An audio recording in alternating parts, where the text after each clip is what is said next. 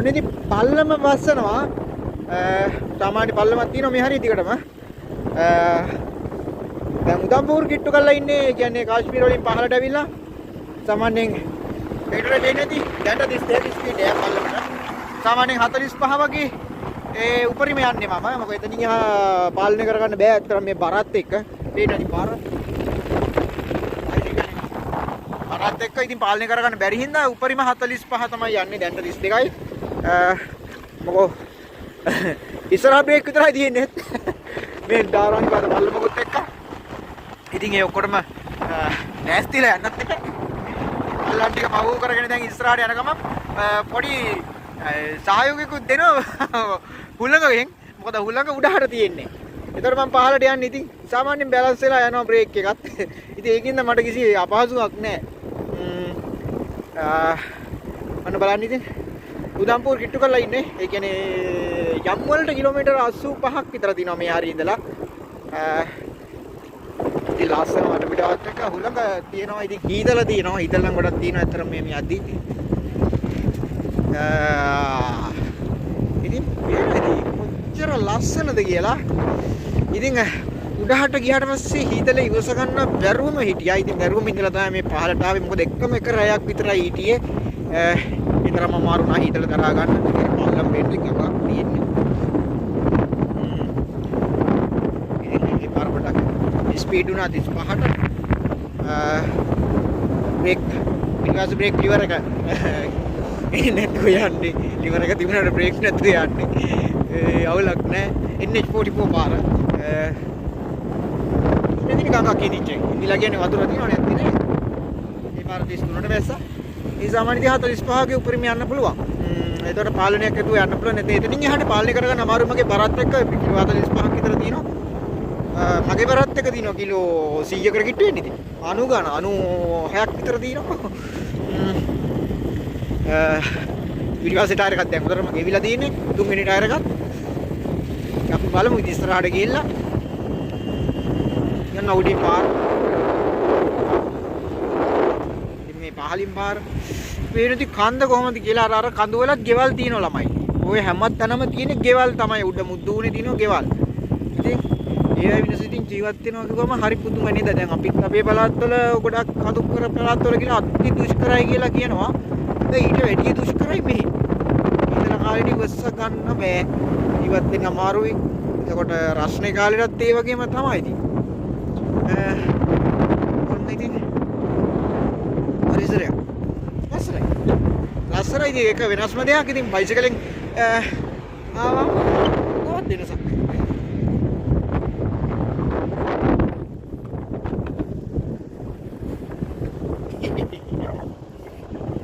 පුළුවන් නම් මං කියන්නේ කාශ්මීරේ එනවා නම් බයිසිකල් එක නැත්නම් බයික් එක කියන. මොකද ජම්බුවට ආවට පස්සේ ඔයාලට රෙන්ට් එකකට බයික් එකක් ගන්න පුළුවන්. නැත්නම් මගින් ගන්නත් පුළුවන් කොහෙන් හරි. බයික් එක හරියන්නේ. වාහනයක නැතුව මම ආරාධනා කරන්නේ ඒකයි. කිසි ප්‍රශ්නයක් නැහැ. ඒ වගේම හරියටම සබහාදාම විදගෙන යන්න පුළුවන්. හරියට. යන්න වචන නැහැ අවිල්ලන්න බලන්න ඕන. මේ තියෙන පරිසරෙත් එක්ක අදහස් පිට වෙන්නේ. මේ නේද? උත්තර ලස්සන පරිසරයකද ඉන්නේ කියලා. අර පහලින් යන්න. පහලින් ළඟ යන්න.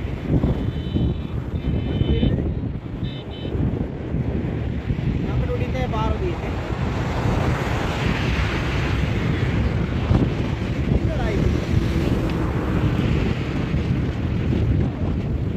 ගොඩක් හීතලයි. ඒක වෙනම දෙයක්. ඇවිල්ලා බලන්න. බයිසිකල් එකේ නෝනම් මම ගොඩක් කැමති. එන්න පුළුවන් කිසි ප්‍රශ්නයක් නැහැ. ඕන විස්තරයක් අහන්න මම පුළුවන් ප්‍රින්ට් සපෝට් එක දෙනවා. එන විදිහයි හැමදේම මම කියලා දෙන්නම්. ඉතින් නවදින දැන් කිසිම ප්‍රශ්නයක් හිතන්න මේවා නවදින දැන් ගැන.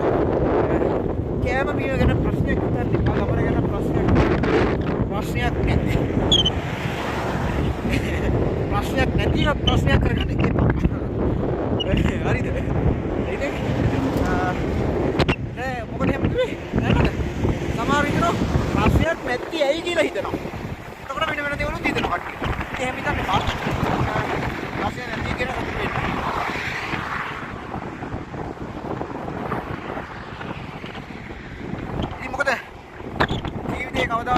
වෙන්නේ නැති සංචාරයක් මේ. කිසිම දවසක අමතක කරන්න බැරි අමතක වෙන්නේ නැහැ. මට නම් මේ දවස් ගානම අදට දවස් 42ක් මේ ගෙවිච්ච හැම විනාඩියක්ම ආයි ගල්ලේ ගෙට්ටු වගේ මතකයි.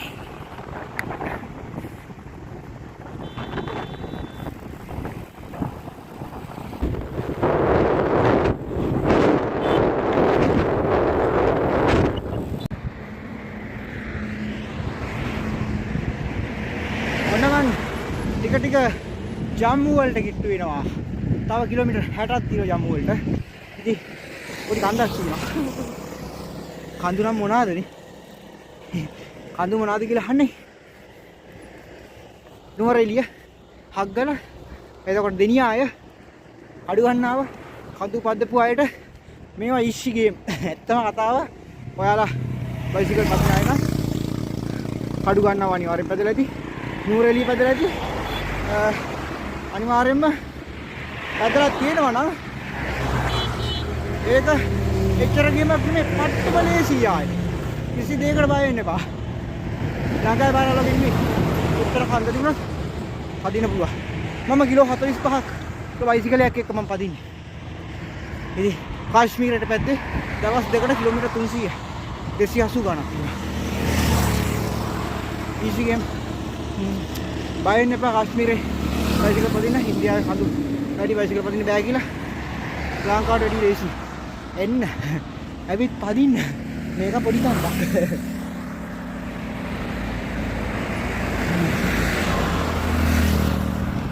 එනයි. බය වෙන්න එපා. බය වුණොත් බෑ මොකක් කරන්නේ. අන්න ඒකයි අභියෝග බාර ගන්න කියන්නේ. ඕනේ චැලෙන්ජ් එකක් බාර ගන්න. ඒකට අඩිය තියන්න. පළවෙනි එක අමාරුයි, දෙවෙනි එකත් අමාරුයි. ඊට පස්සේ කන්ටිනියු. ආවලන්නේ නැහැ. උදේ 8:05 ජොබ් එක වගේ තමයි. හරි ලේසි කරන්න පුළුවන්. බය වෙන්න එපා. වැඩේට බහින්න. ඕන දෙයකට.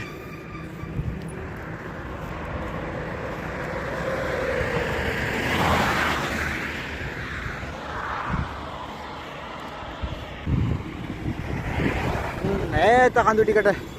කඳු ටිකේ පේනවා ඉරක් බෑගෙන යනවා. ඉතින් ලස්සනයි.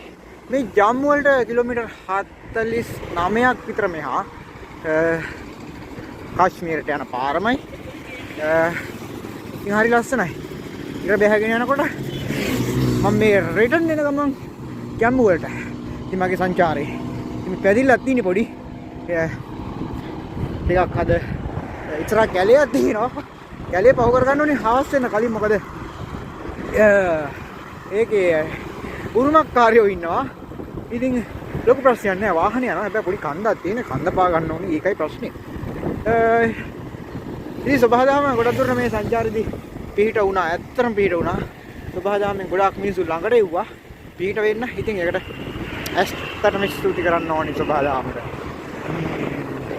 ඉතින් පරිසරය ලස්සන විඳගෙන මගේ සංචාරේ තවත් එක දවසක් 43 වෙනි දවස තමයි මේ විදිහට යන්නේ. හීතලයි, ඇත්තටම හීතලයි. ඒ බොරුවට නෙවෙයි. ඉර බහිනකොට තියෙන ලස්සන කොහොමද? ෂා. ඒක මාර ලස්සනක් තියෙනවා. පිස්සු වගේ. අඬවලන්න. හේ හේ.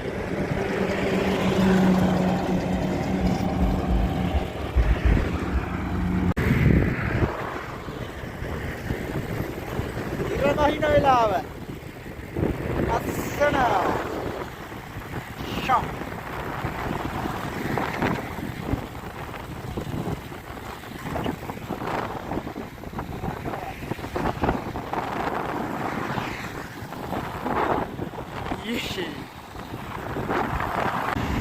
මේ ටික තමයි ජම්මු වලට යනකොට කාශ්මීර වලින් ඉඳලා ආයි පහළට යනකොට තියෙන කැලේ ටික.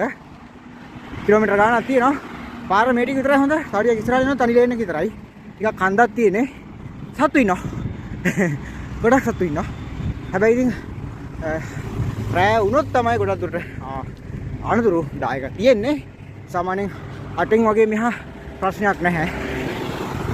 ඉතින් මම දැනුවත් වෙලා යන්නේ අහන්නේ අහගෙන යන්නේ මොකද ආරක්ෂක අංශ ඉන්නවා. යාළුවගෙන් ඇහුවට පස්සේ කියනවා ඒක ප්‍රශ්නයක් නෑ. ඔයා යන්න පාරේ වාහන තියෙනකන් දරුණු සතු පාරට එන්නේ නෑ කියලා. ඉතින් එයාගේ උපදේශ අනුව තමයි යන්නේ. ඉතින් මේ මහ කැලේ තියෙන්නේ. දැන් හවස වෙලා තාම ඉතින් 6 වුණෙත් නැහැ. හැබැයි ඉතින් කරුවලයි. මෙහෙ වෙලා පහින් කරුවල වැටෙනවා. කිසිම දෙයක් නැහැ. ඉතින් ගියක් කියලා කඩයක් කියලා මොකුත් නැහැ. කැලේ විතරයි තියෙන්නේ. පේනවා ඇති. කිසිම දෙයක් නැහැ. ඔක්කොම කැලේ තියෙන්නේ. සත්තු ඉන්නවා. සත්තු හිටියට රෑ ගොඩක් රෑ වුණාට පස්සේ තමයි අවදානම තියෙන. ඉතින් එතකම් ප්‍රශ්නයක් නැති හින්දා මට යන්න අවසරය තියෙනවා. ඉතින් මං යනවා. සතුවත්තකුත් තියෙනවා ඉස්සරහා. ඉතින් සතුවත්තත් එක්ක තමයි මේ කැලේ තියෙන්නේ. ඉතින් අනතුරුදායක සතු ඉන්න ඕන තරම්. සාමාන්‍යයෙන් කැලේ ඉතින් එයාලා ඉන්න ඕන. ඒකයි ඉතින් ඇත්ත කතාව. එයාලගේ කැලේ අපේ නෙමෙයි. අපි ඉන්නේ ගෙදර. අපේ ගමේ. එයාලගේ ගම මේක. ඉතින් අපේ පාඩුවේ අපි යනවා නම් කිසි ප්‍රශ්නයක් නැත. මේ පාරේ වාහන යනවා ඇති වෙන්නේ. ඉතින් අවුලක් නැහැ.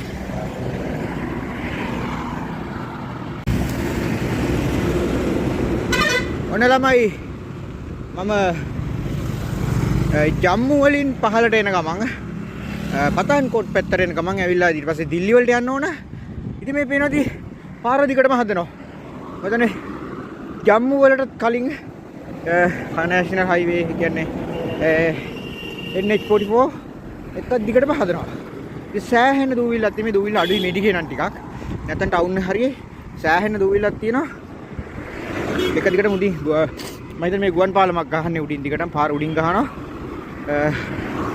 අලුතෙන්ම බෝඩර් පහුවෙන්න තව කිලෝමීටර් මම හිතන්නේ 60ක් විතර තියෙනවා ජම්මු වල ඉඳලා. බෝඩර් පැන්නට පස්සේ තමයි සිග්නල් තියෙන්නේ. එතකත් සිග්නල් කිසිම දෙයක් නැහැ. ඉතින් ආරක්ෂක හේතුන් මත වෙන මෙහෙට වෙනම සිම් එකක් ගන්න ඕනේ. ඉතින් මට එහෙම ගන්න අවස්ථාවක් හම්බුන්නේ නැහැ. ඉතින් සිග්නල් තියෙන පළාත හොයාගෙන බෝඩර් පයින්නකන් තමයි මම මේ යන්නේ. කිලෝමීටර් 60ක් විතර කියන්නේ සාමාන්‍යයෙන් පැය 3ක විතර ගමනක් මට. කරන් දෙයක් නැහැ යන්න ඕනේ. ඉතින් මේ දවස් ටිකේ දවස් 5-6ක් ඉතින් සිග්නල් නැතුවම හිටියා. ඕක ඉතින් මහ ලොකු දෙයක් නෙමෙයි. ඉතින් වීඩියෝ ටික තියෙනවා මගේ. වීඩියෝ ටික තියෙනවා. ඔක්කොම ටික විස්තර ටික තියෙනවා. ඉතින් මම ටික ඔයාලට බලන්න අප්ලෝඩ් කරන්න. සංචාරයේ 44 වෙනි දවසයි මේ.